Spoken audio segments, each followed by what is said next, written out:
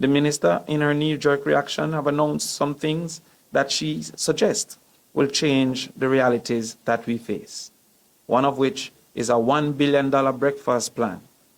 If we look into the numbers, we will recognize that the proposal of $1 billion for 69,000 students over 190 days is only $76 per day. To do the research this morning, I tried to find something for $76. Can you indicate? Now, I have two things here, and both of them are not 76. Each of them, in and of itself, covers 76.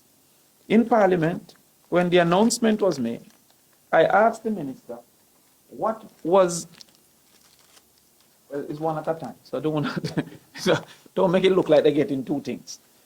In Parliament, I asked the minister what was the nutritional benefit that she expected from this allocation. Sounds not at $1 billion. She said 33% of their daily caloric requirement. There's no way in Jamaica that $76 can carry the daily caloric, 33% of the caloric intake necessary for our students.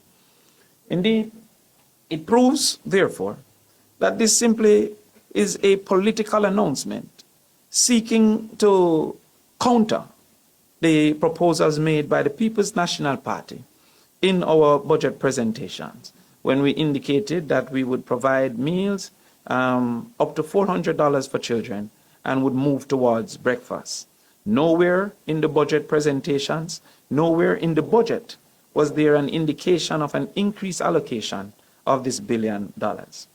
Additionally, this $1 billion proves to be immaterial, as there's over 130,000 students on path and almost 240,000 estimated to have challenges with food by the research that was made, some more grave than others. We therefore ask the government on what basis would they select, just from the path 130,000, which 69 receives breakfast? And additionally, on what basis do they perceive that $76 is sufficient?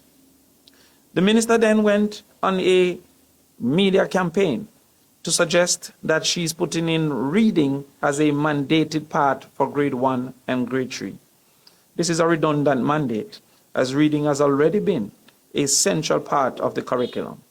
It is already included in the National Standards curriculum, therefore showing a general unfamiliarity with the existing policies of the government.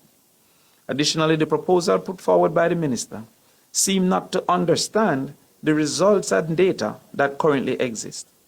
I claim to show that in the last multiple years, the problem isn't reserved to grades 1 and 3, which is what the minister indicated, that she would mandate reading from grades 1 to 3. I draw your attention to the PISA report in 2020. This is an international literacy report on Jamaica. It suggested that only 1% of our 9th grade students was at the top level of reading, and 50% was below the most basic level of reading. This is in the 9th grade. I asked the minister how mandating reading from 1 to 3 solves this particular problem. I then started to analyze by looking back at the grade 4 literacy results for that particular 9th grade, which should have been 2018. The grade 4 literacy results suggested in 2018 that it was 83% mastery. There is some disconnect that is happening if the same students that did the PISA in 2022 was at 50%, but our local examination in 2018 was 83%.